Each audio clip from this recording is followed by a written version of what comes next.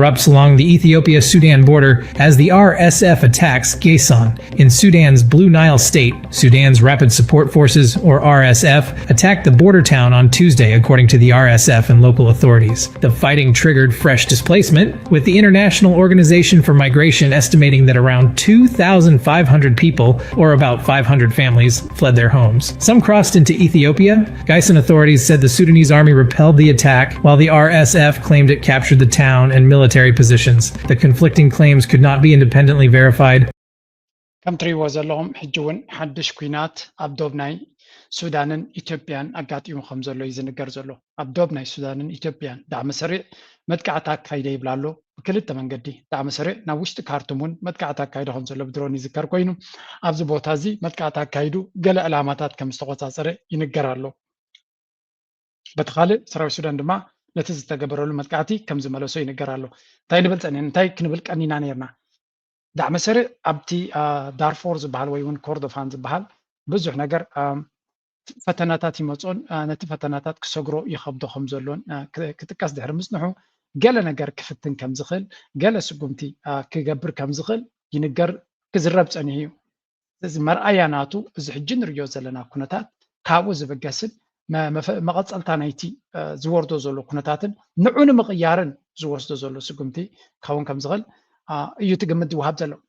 እዚ ክገብር ከም ዝኽእል ወይ እውን ዳይቨርሽን ታክቲክስ ሱቕ ኢሉ ንክሰዓርን ዘለዎ ፖዚሽናት ናከሰረ ንክኸይድን ሱቕ ኢሎም ክርእይዎ ከም ዘይኮኑ ሓደ ርዱእ ዝኾነ ሓደ ገምጋሚ ማንም ሰብ ገምጋሚ ይወስድ ነይሩ እዩ ሕጂ ዝረአ ዘሎ ኩነታት ድማ ሕጂ ዝረአ ዘሎ ነቲ ዘሎ ኩነታት ንምቕያር ብመንገዲ ሱዳን ሓደ መጥቃዕቲ ይግበር ከም ዘሎ ኢና ንርኢ ዘለና እዚኣ ኣብዚ ሓለፈ እዛ ስእሊ ነዚኣ ስእሊ እየ ከርእየኩም እዚ ንዛረበሉ ዘለና ኣብዚ ብሉ ናይል ዝበሃል ቦታታት ትሪእዎ ዘለኹም እቲ ዳዕሚ ይድፋዕ ስለ ዝነበረ ኣብቲ ዳርፎር ዝበሃል ሰሜን ኮርዶፋን ደቡብ ኮርዶፋን ከምኡውን ኣብቲ ዳርፎር በዚ መንገዲ እዚ ናብዚ ተጨበጠ ንክኸይከይድ ተገብር ክኽእል ኣሎ መንገዲ ቀይሩ ናብ ብመንገዲ ኢትዮጵያ ዘሎ ግንባራት ናብኡ ክፍትን ክኽእል ኣሎ ነቲ ሰራዊት ሱዳን ናብ ኩሉ ክዝርግሖ ክኽእል ኣሎ ፅምዶ ትበሃል ካል ድማ ኣብ ርእሶም ሒዝኩማ ፅንሑ ሕጂ ነዚኣ በዚ ኣዝዩ ዝገራጮ ፀብፃብ እንዲ ድመፀና ዘሎ ነዚኣ እስከስምዑዋ ብዕጡቃት ብዝተፈፀመ መጥቃዕቲ ሓያሎ ሰባት ከም ዝሞቱን ከም ዝቆሰሉን ነበርቲ ንቢቢሲ ሓቢሮም እቲ መጥቃዕቲ ትማሊ ሰሉስ ንጉ ሰዓት 12 ኣብ ርእሰ ከተማ እቲ ዞባ ግልገል በለስ ኣብ ዝርከብ ኣብያተ ክርስቲያናትን ኣብ ሓደ መናሃርያን እዩ ተፈፂሙ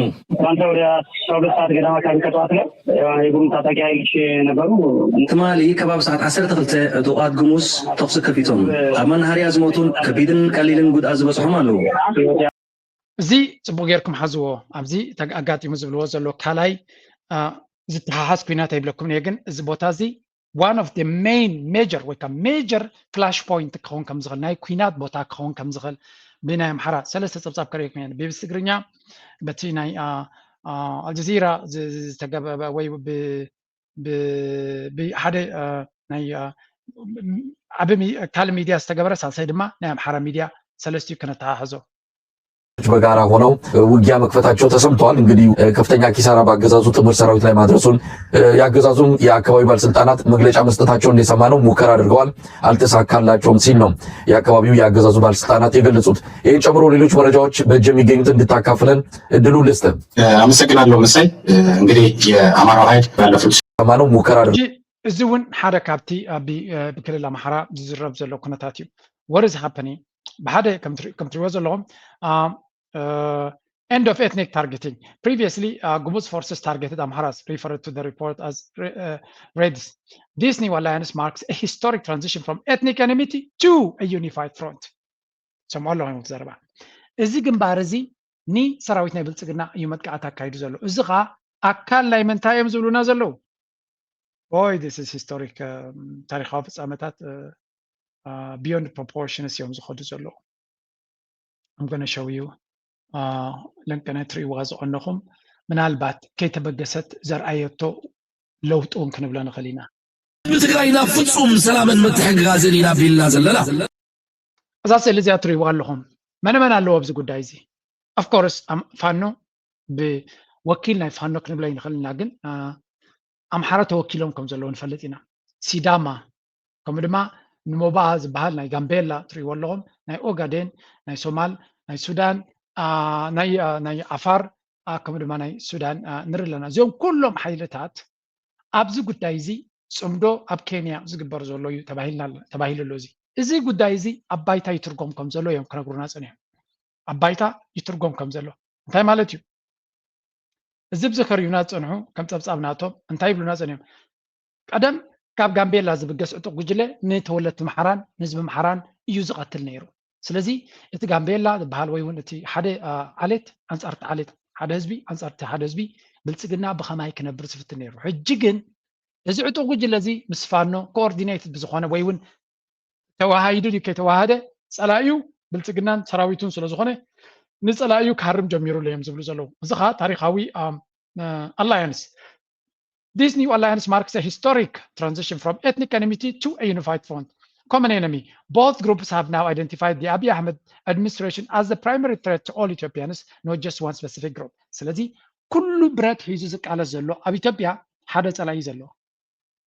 ብሮታል ኢልዎ ዘሎ ብልፅግና ስለ ዝቐትሎ ዘሎ ንዑ ንምክልኻል እተን ብሮት ረኺብዎን ዘለውን ካብ ብልፅግና ይማሪኽ ወሲድዎን ዘሎ ስለዚ let's focus on our enemy. We have one enemy. ነዚ ፀላኢ እዚ እሱ ከጥፋና ዝኽእል ፋኖ ነቲ ናይ ጋምቤላ ወይ ነቲ ህወሓት ከጥፎ መደብ የብሉ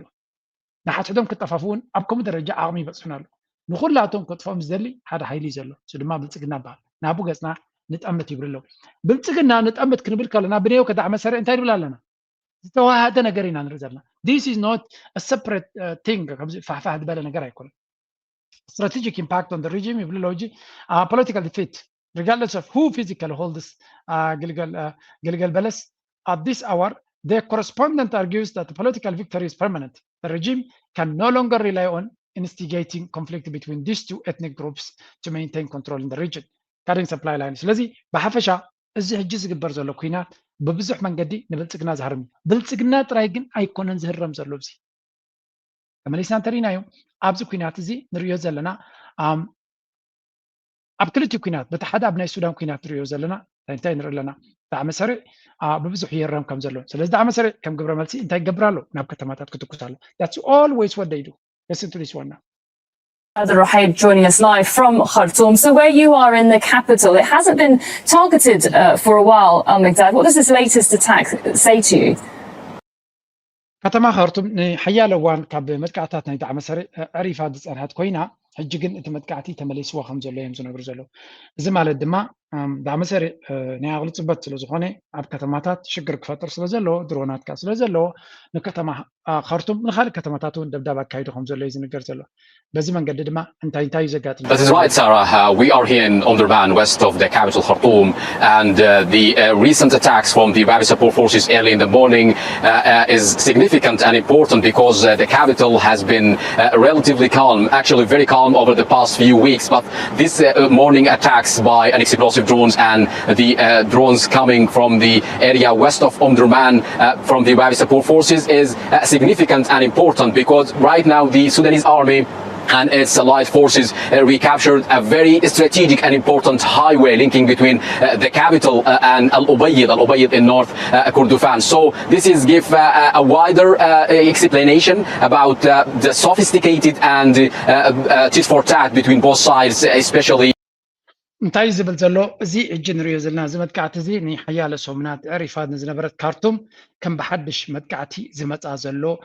እንታይ ትርጉም ኣለዎ ንዝብል ናይ ብሓቂ ትርጉም ዘለዎ እዩ ኣብ እቲ መጥቃዕቲ ኣጋጢምዎ ዘሎ ኣብ ከመይ ኩነታት እዩ እንድሕሪ ኢልና ኣብ ዝሓለፈ እዋን ካብ ካርቱም ተበጊሱ ክሳብ አልዑበይድ ንዝኸይድ ሃይወይ ወይ ከዓ ነቲ መስመር ናይ ፅርግያ ሰራዊት ሱዳን ስለ ዝተቆፃፀሮ ሰፕላይ ላይንስ ነቲ ሎጂስቲክስ ናቱ ንምንቅስቃስ ብዙሕ ፀገም ስለ ዝነበሮ ነዚ መስመር እዚ ብምቁፅፃር ሕጂ ነቲ ሞመንት ወይ ድፊት ናብ ካልእ ቦታታት ንዝገብሮ ዘሎ ዓብ ሓገዝ ገይሩሉ ከም ዘሎን ብኡ መንፅር ድማ እቲ ዳዕ መሰሪዕ ከቢድ ፀገም ከጋጥሞ ስለዝኽእል እንታይ ይገብር ኣሎ ነቲ ፀላኢ ኣብ ኒዮ ኣብ ካልእ ቦታታት ምን ረበሻ ንምፍጣር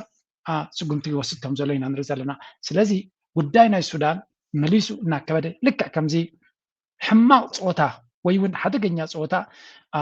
ኣደነ እንታይ መኽብለከ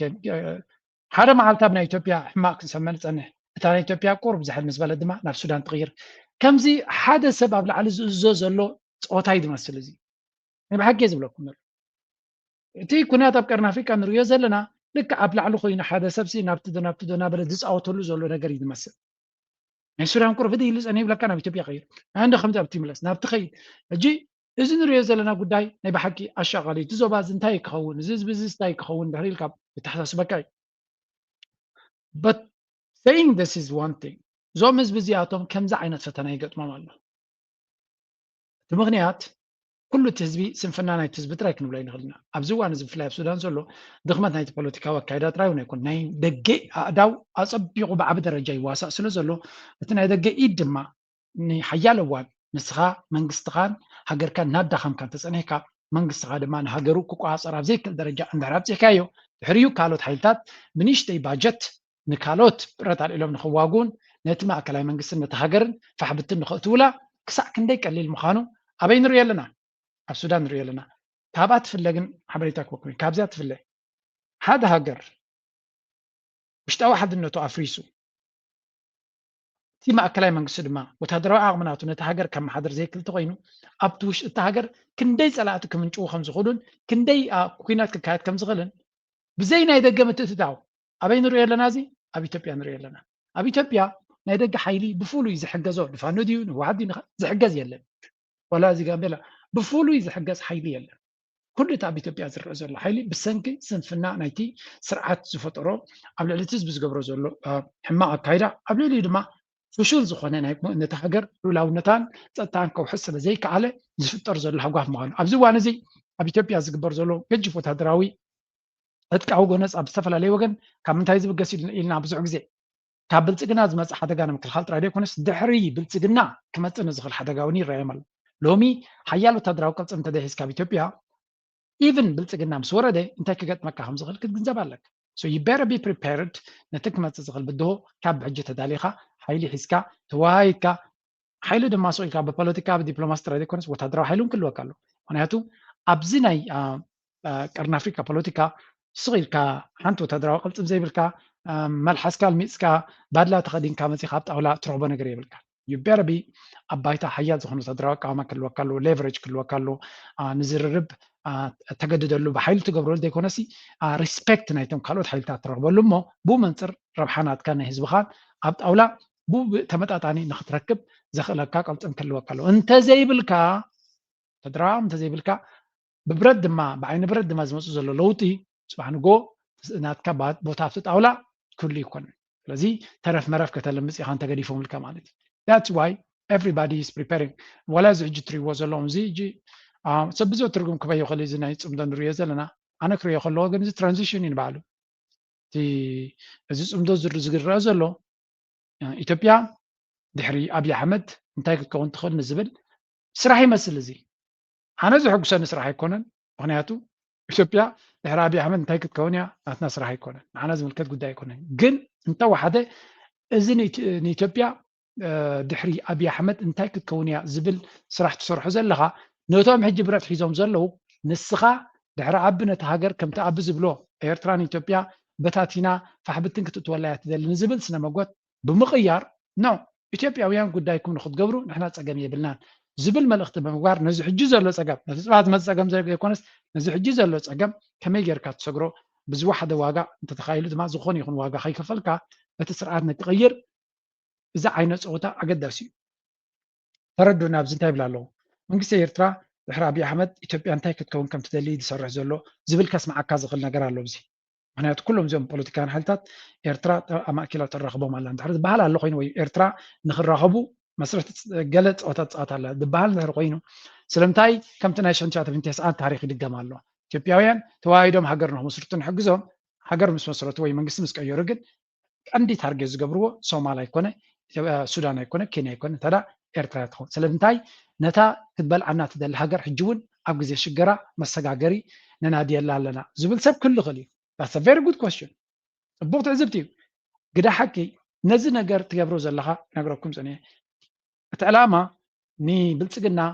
ኣብዪ ኣሕመድ ምስ ወረደ ኢትዮጵያ ፋሕፋሕ ንኸይትብል ዝግበር ነገር ኣይኮነን እዚ እንታይ ዳ ነዚ ሕጂ ዘሎ ብድሆ ንህዝቢ ኢትዮጵያ ብልፅግና ብገጅፍ ዝኾነ ፕሮፓጋንዳ ኤርትራን ግብፅን ከፍርስኹም ይደልዩ ኣለዉ ንዝብል ኤርትራ ዝመታይ ትብል ኣላ ኖ ንሕና ብሰላም ንኽትነብሩ ፀገም የብልና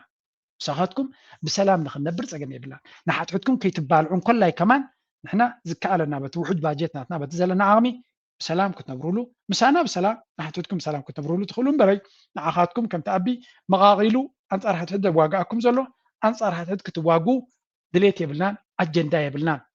زبل ملختي زم حلال في زغطي وخلو زدما I know قال سبق هالك كم زرداقن ازي سمارت زغن بوليتيكال صوتاي نكوينات كاي مسأكا خلو بمعدو كتفشلو لدخل من قدي نتي نسألايخا ببزع باجد سرح زلو بروباغاندا حسر بروباغاندا دما بإنتليجنت زخون سراح كم دما جينوين زخون سراح صبوغ سراح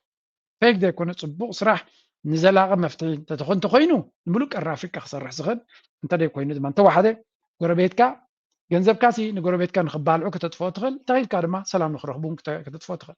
ጎረቤትካ ሰላም እንተለዎም ስኻውን ሰላም ትረክብ ኢኻ ሓቂ ንምዝራብ ጎረቤትካ ኩሉ ግዜ ኣብ ሓውን ኩናት እንተለዉ ብፍላይ ከም ኤርትራ ንእሽተይ ሃገር ተኮይንካ ትፅሎ ኢኻ ብዝኾነ ኤርትራ ማዕረቱ ኩሉ ኣብ ካልእ ናይቲ ዞባዊ ምርግጋእ ትፃወቶ ዘላ ግዴታ ድማ ማዕርዩ ኣብ ኩነታት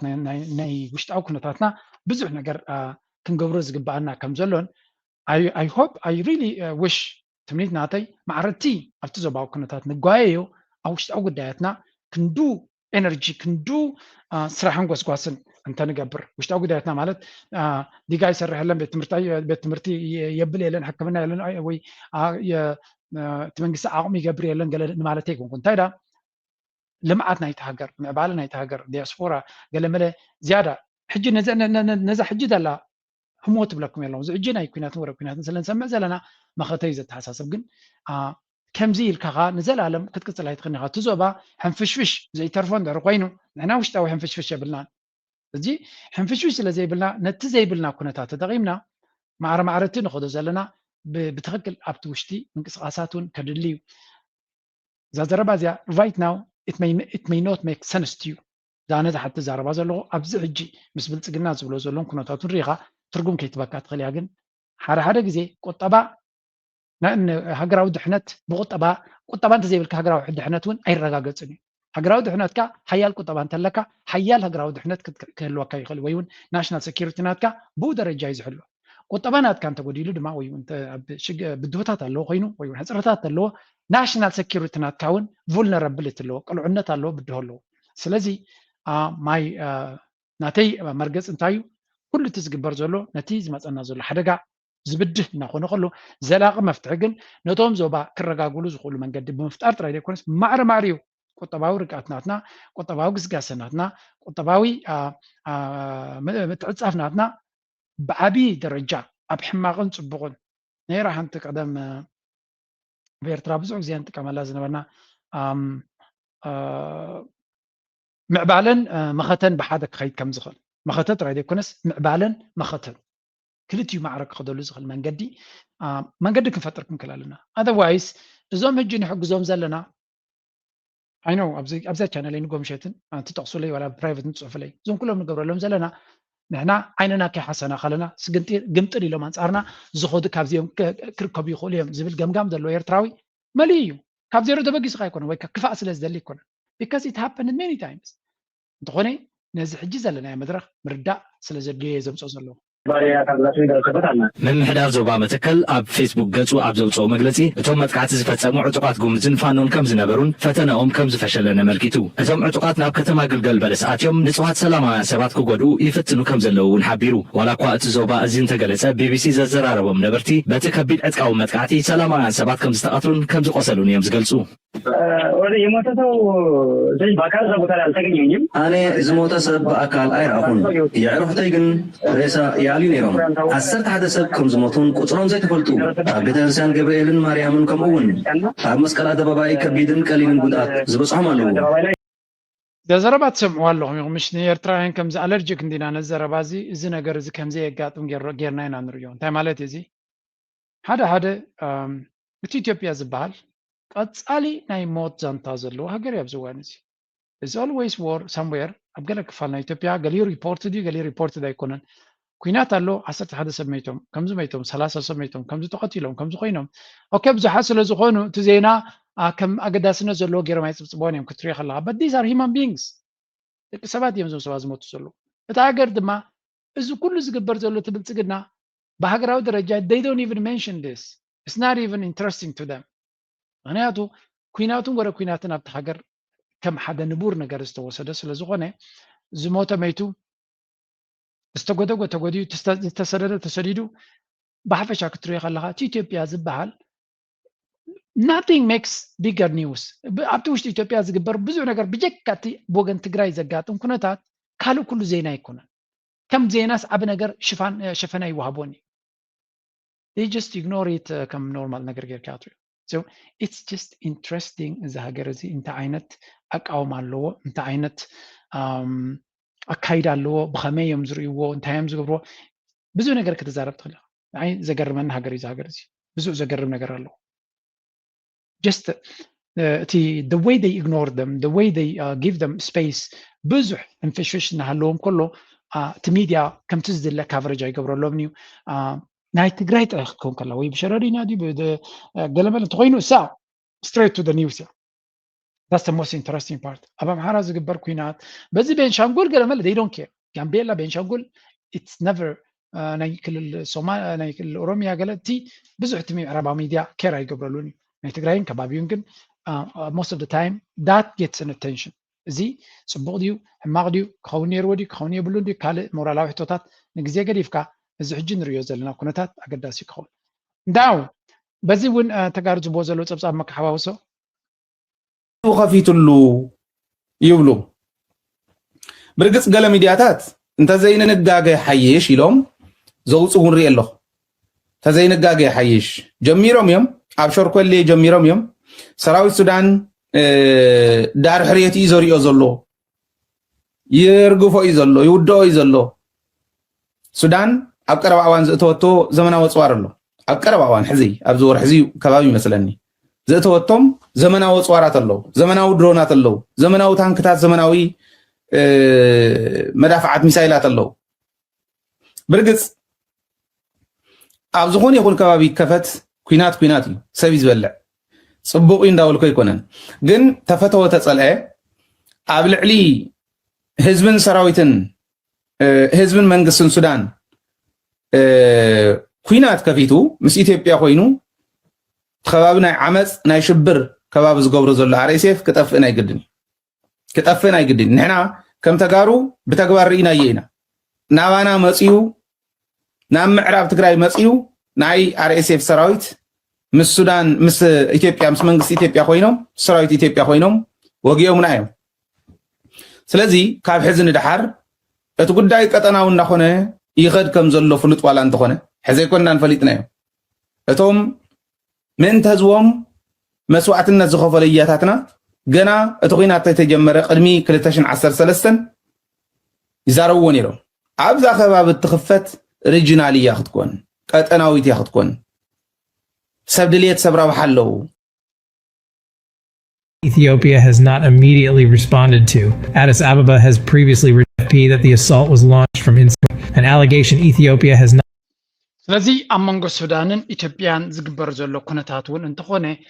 ሱዳንን ሰራዊት ሱዳንን ብፍላይ ብሱዳን ኣብ ሚድያ ብዙሕ ግዜ ነዚ ናይ መንግስቲ ኢትዮጵያ ዝኾንን ዘረባ ድሓን መዓልቲ ኣለዎ ንኩሉ እዚ ትገብርዎ ዘለኹም ግን ብሰላም ዘነብር ጉዳይ ኣይኮነን ዝብል ብዙሕ ግዜ ይስማዕ ሰራዊት ሱዳን ምናልባት ኣብዚ ቀረባ ከምዚ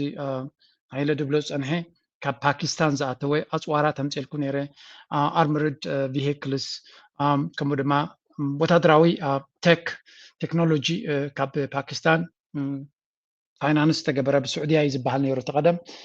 እዚ ሌተስት ዘሎ ዴቨሎፕመንት ግን ክሳዕ ክንዱ ስፔሲፊክ ዝኾነ ፋይናንሲንግ ናቱ ተገልፀን ግን ሓያል ወታደራዊ ዓቕሚ ረኺባ ከም ዘላ ከምኡውን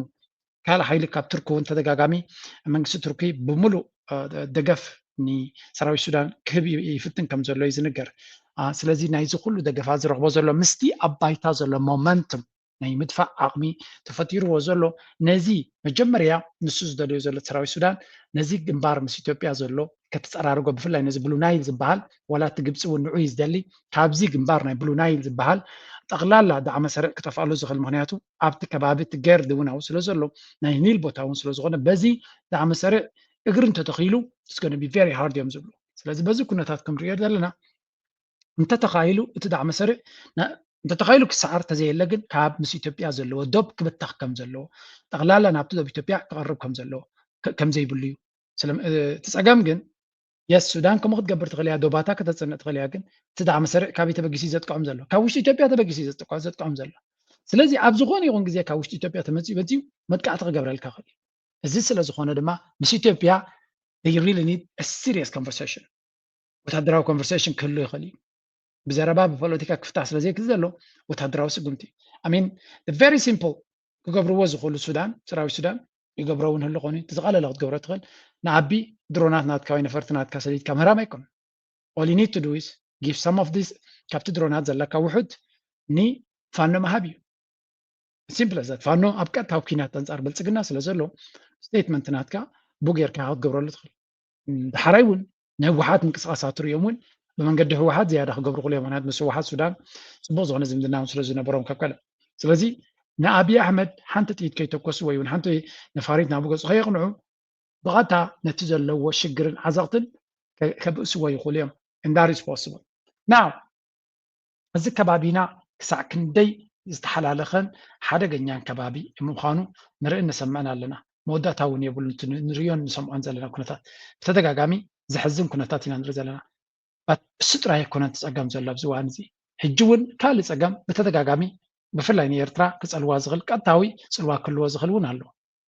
Unleashed terror in the Red Sea. A Houthi missile strike on a vessel in the Bab al-Mandab Strait has killed 6 people. It is the first fatal Houthi attack on commercial shipping since the latest round of fighting began. It marks a major escalation in the existing Red Sea front of the Iran war.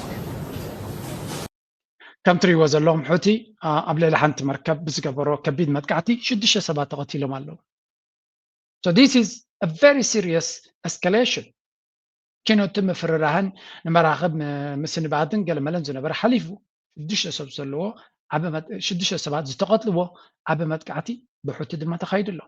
الزون اكلنا يتنريون سمعون زلنا اتو كنتات كندمنتاي بخلو انقال في قبرناهم زلو كما يجروا نيرترا يخباهم زلو إيرترا بزو قداي زون إيد يبلا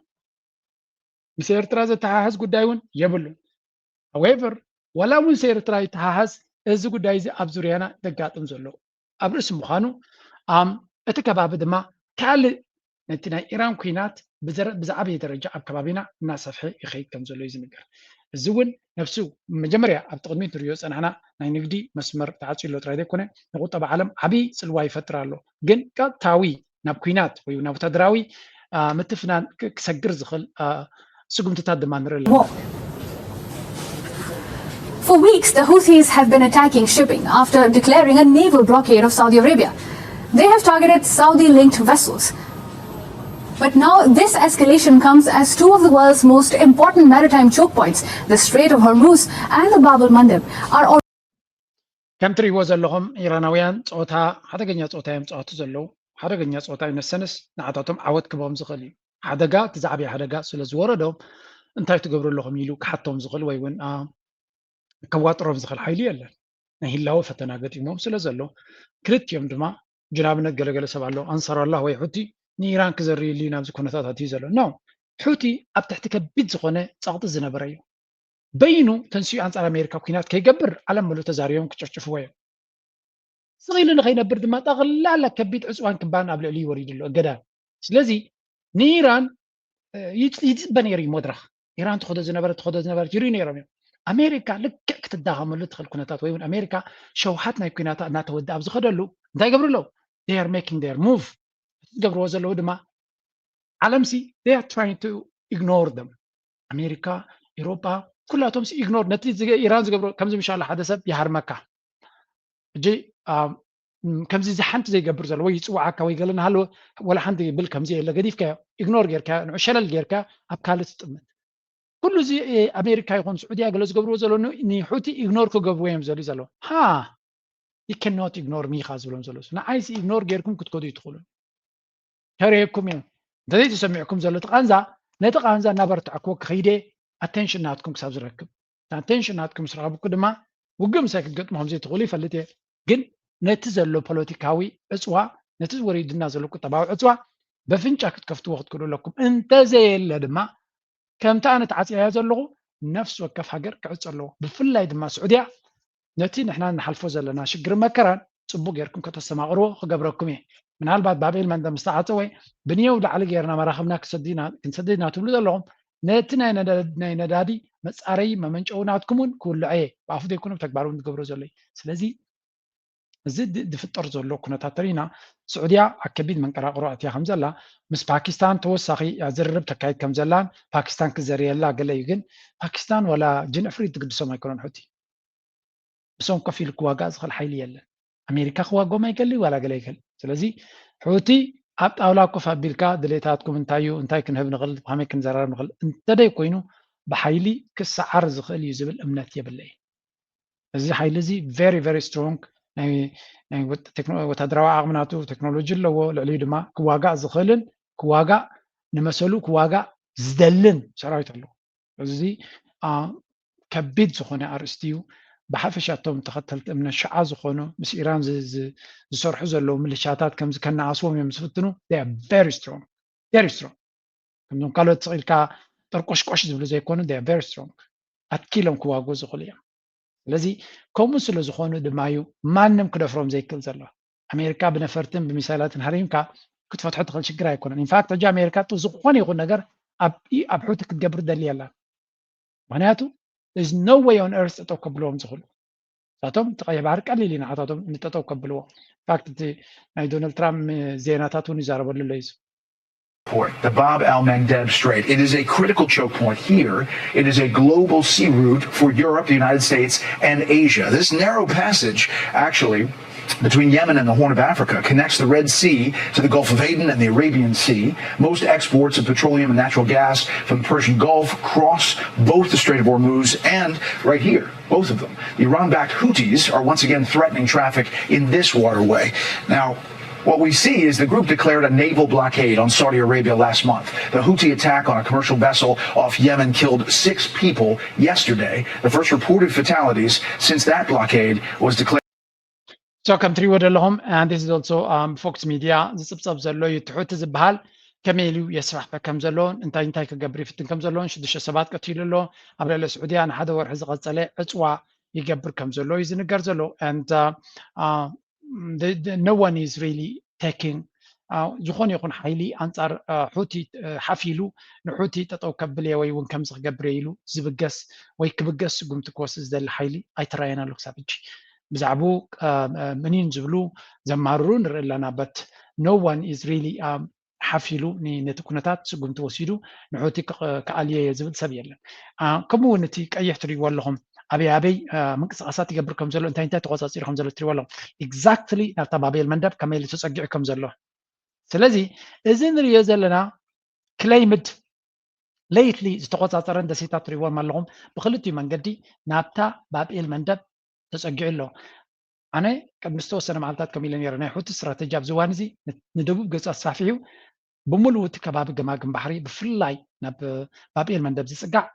ክቋፃፀሮ ኢራን ድፊት ክትገብረሉ ከም ትኽእል ንሱ እውን ነዚ ሕጂ ዘለዎ ፀብለልትነት ተጠቒሙ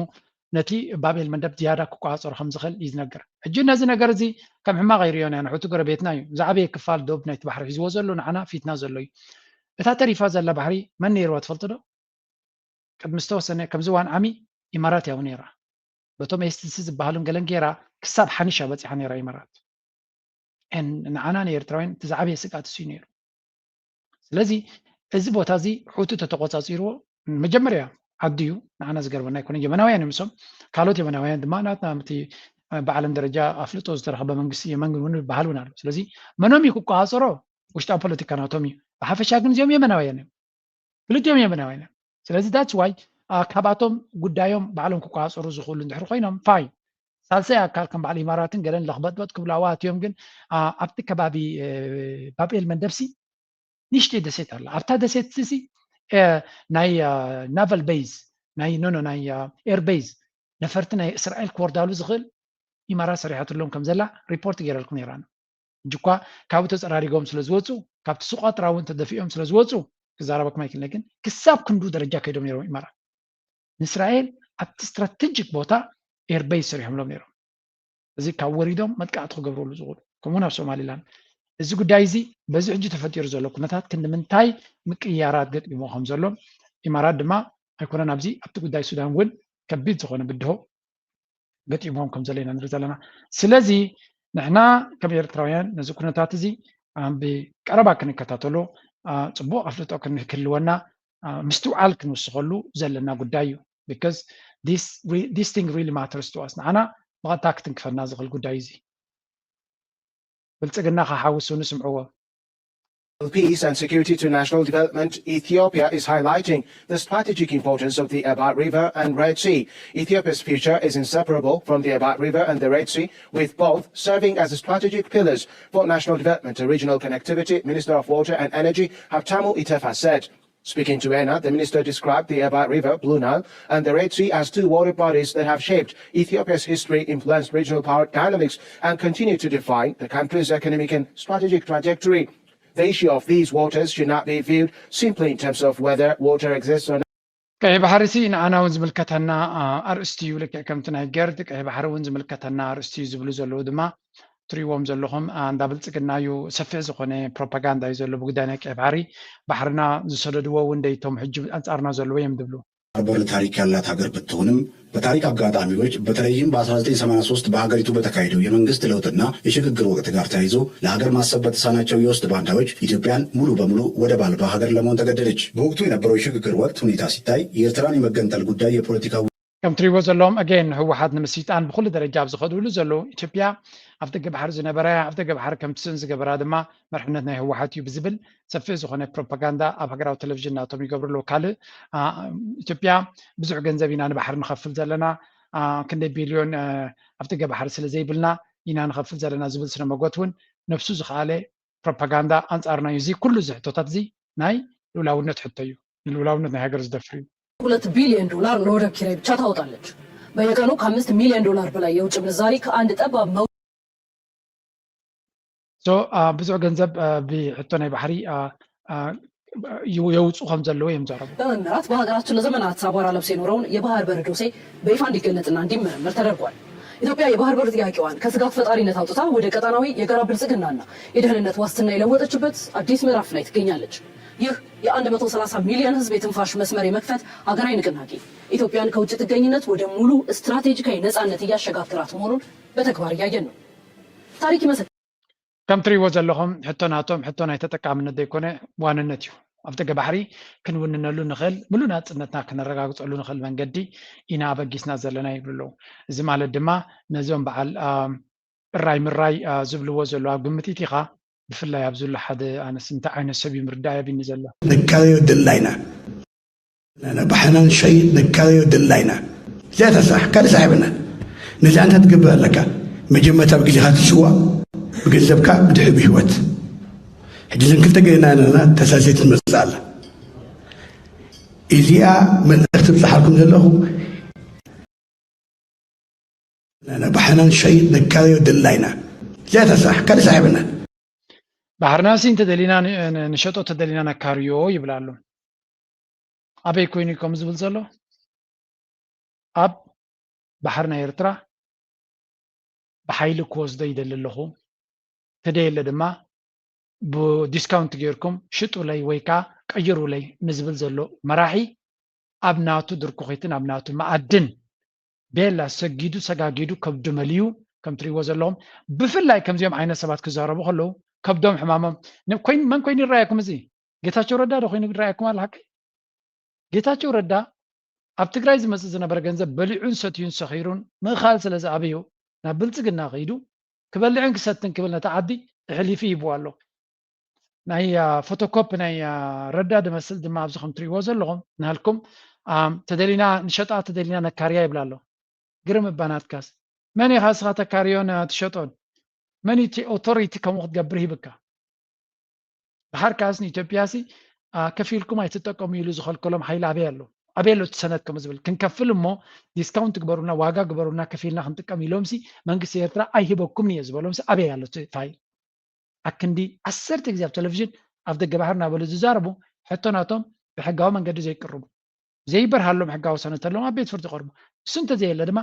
ብሕጋዊ መንገዲ ክንጥቀም ኢና ዝብሉ እንተለውካ ወረቐትና እዚዩ ንሕና ከፊልና ንጥቀመሉ መንገዲ ፍጠሩና እንድሪ ኢሎም ኩሉ ሰብ ክቦም ይኽእል but they have never brought any question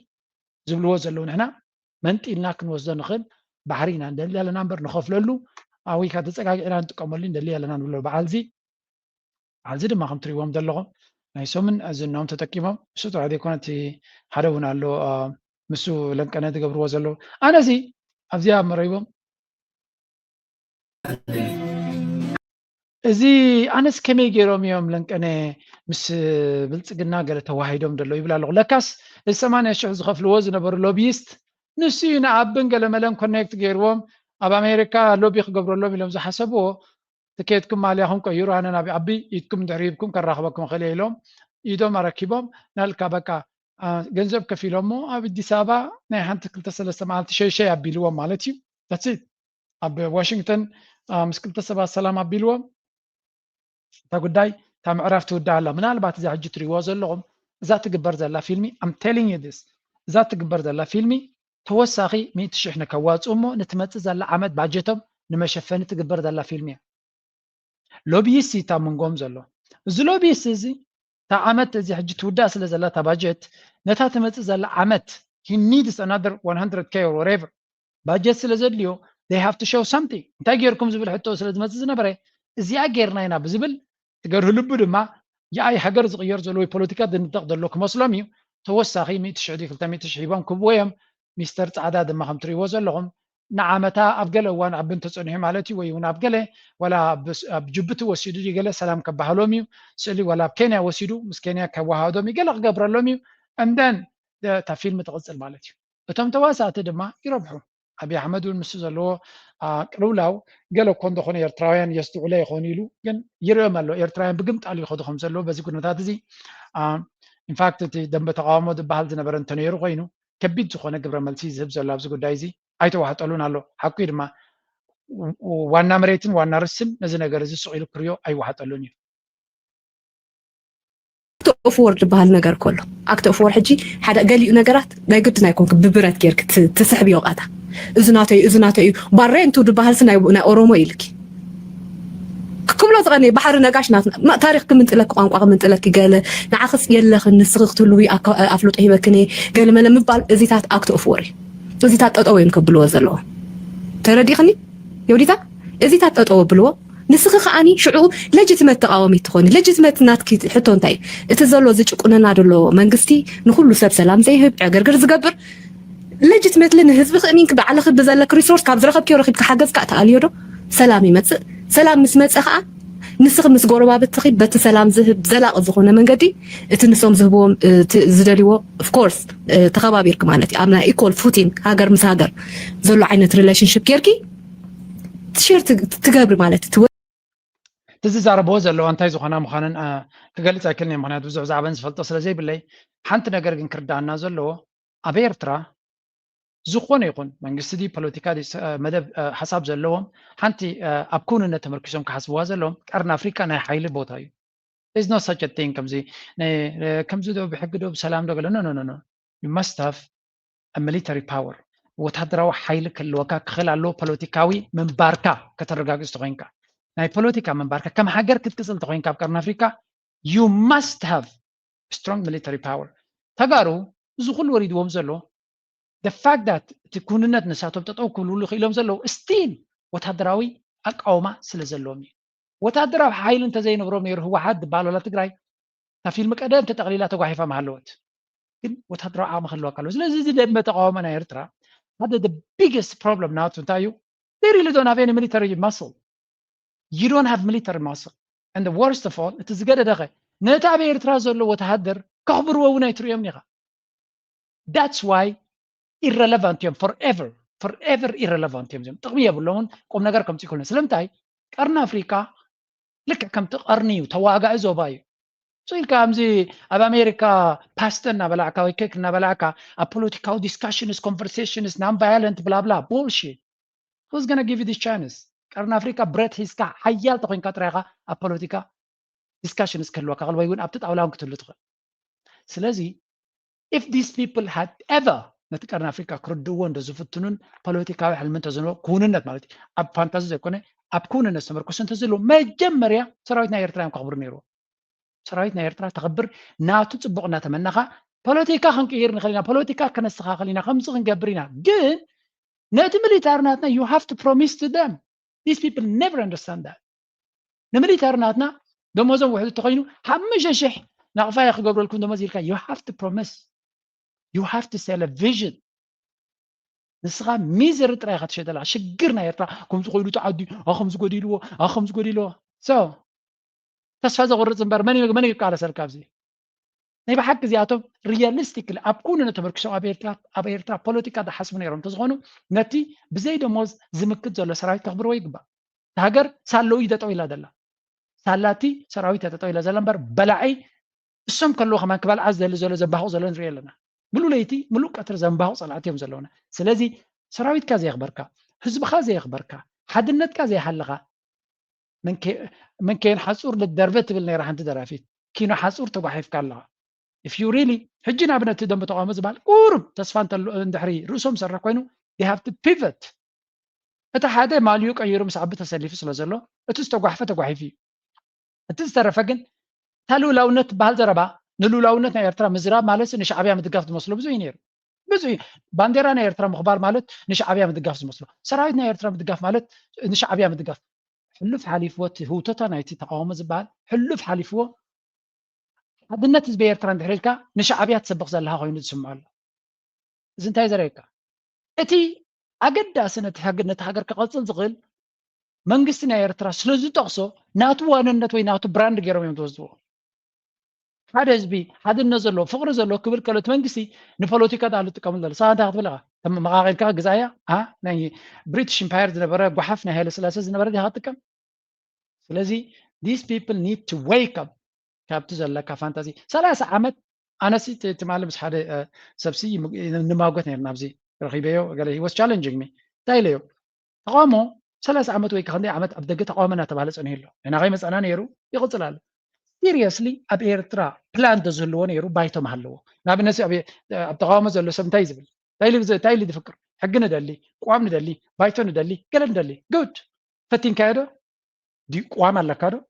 ዝሰርሕ ዘሎ ቋም ጌርካ ዶ ንህዝብካ ሲልካ ቋም ጌርካ ዶ ሕጊ ተኺልካ ዶ ምክንያቱ ፕሮቪዥናል ጋቨርንመንት ክትገብር ምኻልካ ኣብ ደገ ኮይንካሲ መሰጋገሪ መንግስቲ ምገበርካ ምሁራት ደገ ዘለዎ ገለ ሒዝካ መሰጋገሪ መንግስቲ ጌርካ መንግስቲ ምገበርካ ዓለም ከኣሽዑ ቁሩብ ቁልሕ መበለትካ ምክንያቱ እንተ ሓደ ንስኻ ነቲ ዲሞክራሲ ኢልካ ብኣፍካ ትዛረበ ዘለኻ ትነብሮ እውን ጀሚርካ ስለ ዘለኻ ኣትሊስት ከተንፀባርቆ እውን ጀሚርካ ስለ ዘለኻ ነቲ ኢንስቲትዩሽንስ የድልየና እዩ ትካላዊ ኣሰራርሓ የድልየና ትብል ትካላት ክህልወካ ምስ ትፈጥር ሞቲ ትካላት ድማ ኣብ 4 ዓመት 5 ዓመት ምቅያር ናይ ስልጣን ዝገብሩ ዝነብሩ ህዝቢ እንታይ ንበለካ እዚኣቶምሲ ፕላን ኣለዎ ዋላ ውለት ኣለዎም ፕላን ኣለዎም ነቲ ዝብልዎ ይነብርዎ ኣለዎ ዋላ ሓንቲ ዘይፈተንካስ ሕሉፍ ሓሊፍካ ድማ ኣብ ዓዲ ዴሞክራሲ ተቐሚጡ መሰል ዘለዎ ኣነስ ሃገረይን ባንዴራይን ናፅነተይን ከኽብር ኢሉ ንዝተዓከበ እምኒ ጌርካ ብምፍጋእ ኣብ ፖለቲካዊ ኣጀንዳ ክፍፅም ኢልካ ትዛረብ ተለኻ ፖለቲካ ይተረዳእካን ኣሎ ወላ ሓንቲ ኣይተረዳእካን ኣሎ ጥራይ ክብል ዝኽእል እጂ ዘይተረድኦ መስኪን ኣሎ ክነረድኦ ድማ ግዴታና እዩ ጉሒላ ወዲ ጉሒላ ግን ኣብ ትሪእዎም ኣለኹም ከብዶም ንኸስብዑ በታ ንእሽተይ ዘላ ቁማር ናይ ኤርትራ ተደሊና ንሸጣ ተደሊና ንልውጣ ዝብሉ ዘለዉ ነዚኣቶምሲ ኣይኮነን ሃገር ክትቦ መሽረፈት ከማን ክትቦም ኣይትኽእልን ኢኻ ተርዲኹም ኣለኹም ስለዚ ከምዚ ስለ ዝኾነ ኣብዪ ኣሕመድ ነቲ ዘይፀረየ ወይ እውን ነቲ ድንግርግር ኢልዎ ዝነበረ ነቲ ብቐደሙ ከዳዕ ኣጋሊፅዎ እዩ የቐኒየለና ኣብዪ ኣሕመድ ከም ዝጋለፁ ገይርዎም ነቲ ተደናጊሩ ዝነበረ ድማ ናብ ልቢ ንክምለስ ዕድል ፈጢሩሉ ኣሎ እዚ ኩሉ ነገር ድማ ኣስተውዒልና ክንሪኦ ዘለና ኢና በት again we are living in a very interesting time እዚ ንሪኦ ዘለና ድማ ብዙሕ ነገር ነቲ ህዝቢ ክምህሮ ዝኽእልን ክበርሃሉ ዝኽእል ነገራት ድማ እናነፀረልና ይመፅእ ኣሎ ክንብል ንኽእል ትግራይ እዩ ዘሎ ንሱ ከየጥፋኻ ዓዲ ጠጠው ክትብለ ይትኽእልን መጥፊኦም ክኾን ይኽእል እዩ መጥፊኦም ክኾን ስራሕ እዮም ምክንያቱ ቃታ ምስሓብ እዩ ተሪፍዎም ዘሎ ህዝቢ ኩሎም ተወታቲፎም ኣለዉ ፅባሕ ደይጅመር ድሕሪ ፅባሕ ደይጅመር ይበሃል ኣሎ ስለዚ ኣብዚ ቃታ ምስሓብ ዝተረፈ ኩነታት ዘይተርፍ ኮይናት ንኣታቶም መጥፊኦም ንገብሮ ብዝነኣሰ ግዜ ክውዳእ ብዝሓፀረ ዋጋ ክጠቃለል ኢሳያስ ፅምዶ ይፈጥሩ ኣለዉ ንደብረፅዮን ንኢሳያስ ንሳቶም ዝጀመርዎ ኩናት ኣይ ኩናትና እያ ንብል ዘለና ተፃሚዶም ትገልፅዎ ነርኩም ናይ ህዝቢ ትግራይ ብቃልሲ ካብቶም ቀንዲ ተዋሳእቲ ኮይኑ ዘቕመጡ ህገ መንግስቲ ይቀደር ዝብሉ ሓይልታትስ ምስኣቶም ፅምዶ ፈጢርና ይብሉ ኣለዉ ናይ ትግራይ ግዛኣታዊ ሓድነት ይምለስን ዝብሉ ሓይሊ ፅምዶ ፈጢርና ይብሉ ኣለዉ ትግራይ እንተዘይጠፊኣስ ኤርትራ ከም ሃገር ጠጠው ይትብልን ትግርኛ ተዛረባይ ሒዛ ኣብ ትግራይ እዩ ዘሎ كم تريو زلهم زي كوينات مرعى خويني تسمع زل مغنياتو ودي يبلو ولا قوالي يبلو ولا ودحتنو يبلو أبت كوينات زموت أي انتهايون تلزي تا كوينات دونجياتو تربيس ما يتزلو سبنتلو أزن ريون سمعان زلنا هنا بحفشا I think we are living in a very exceptional time نخلنا قردما معزابون مكتتالون أقداسيو اسكي كل التكالوت أريتو تاتكا كنسمعكم كنفتنينا أبزياون سمعوا مسكي صنحتي إثيوبيا تقبل صنحت وفري كم حدا مثلنا بفلاتنا أنكلوز تمركز كا عن كزمي تناصر حمشان زلوا حنتي عفدقة بحر زي ولا هاجر عفدقة بحري كابزلوا هاجر كنا يمتك كام مثلا لوا قال الزبل لذي إثيوبيا مثلا لوا عندي تسعة حمشان مئتاوت كابتي توان توصون إمبورت إكسبورت زبحال بجيبوتي يتقبل خلا حدث أبي من قدس لزخو مخامي تناصر مليون هزب زلوا هاجر كان من قد انت رخبت قال الزبل حجس بخومو الرئيس أنيحو تحقق نابزو وانا زنات نابر هزخي زلو زمثل دانيال ناي ورار انتنت ديليت ناي ورار هاك أنا كم زخوني يومو من الوقت هبزي قداي زي كما يقيريو سيكور دو أزلو ناي بحكي حتو عفتقة بحري بأبي حمد قرر كله كما يقيريو قبولونات زلو رتعوي حتو يو تواعيلو قرر زخيل ناي بحكي حتو انتايم زحتو زلو أبزس من الوقت انتهي ريتها أبتز تبعله من يلو بزي قدس حد خد أوليس كان جالس سمع سب كنا إذا حلف 3 عامات دخله ببحده إندا بأس دخيد مدن قار تحوسه حجي مدن قار سي نافزي مدن قار كتبت أدخلك كل اللي بلوعن قهت كمان لكن نفسنا خردنا له نخالق أنا ردك لنا خا وأنا أقول له بحلف على تقانا تو أبي حمدن مسؤولنا إثيوبيان نتوم كمود دليونسي بتي نساتم دزار وذا اللقان قهنا زارو على نمالتي كمريت كاد اللي لازم نتكلم أمن لوني التوربات كانت يود بلكا أبي حمدكو حتى بحر اللويت بنا كومين خلوص أنا من قصة هاي لمريم إنني يا رب كترهنيوش وان بديوش لاندينا لما تعرفش يا جزء يدم أساسا لخون كله من قصته سي نتي سورة إرترا أنفوتو كاريو دلله أيت بلها كاتبها كايد ما تلا لذي كورو كم زي ناي لبونا سق مبالا لبرسيو خملس كلا لبونا غيركا جن كيدا ردكا إثيوبيا كو أفريقيا بحرية تحت الدلة خون كله معناها إثيوبيا كو أبي حمل كو أفريقيا بحرية تحت الدلة ثم حلو قال له نقابة له حجي أنا يغني اللي داني perfect example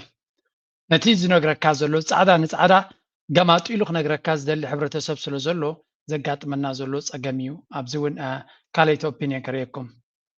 ጉዳይ ናይ ኢትዮጵያ ወሲዶሞ ዘለዎ መርገፂ ወይ ናቶም ኢንተረስት ናትና ኢንተረስት ከም ህዝቢ ኸ ንቐፃሊ ኢሳያስን ሓሲብና እንታይ እዩ እዚ ኣብይ ኣሕመድ ዝብሎ ዘሎ ሲ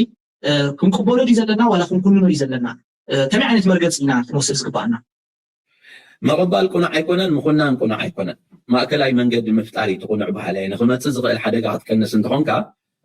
أبيش السيركل نايكينات أتيها لعلنا كوهوبهم زغ الكوناتات زفتر إسياس زفتروا حواف أبقمة أتيها انتهى تقول لك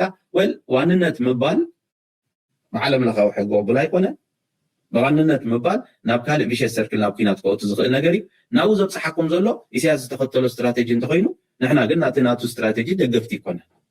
إثيوبيا أفدقة بحري إرترا خطكم لعلي إثيوبيا إرترا ينحن قص زقبا مهنياتو تربحت سلنخو تتحايز كا خطعبن لا تخالكا تتحايز كا تتفقلو من قد ممرات بخلت يشنخ قناع عيكو بيسياس كلتا أفدقة بحر عاتي كيلو بحلقم فلوت مبال قناع عيكونا أين دوكفو حزبي إرترا خاطو بوديو بزقو دايزي بتحدى شنخ كا كنون نينا مبالكم كا قناع عيكونا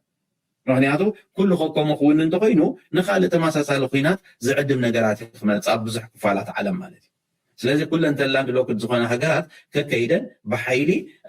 عفلقة بحر زرخبال لقناتات انت اخفت راحوينا والعالمون أبقوننا دوم بلاي ليعم مهنياتو ازي زولو سرعتها بإرتران تتاليو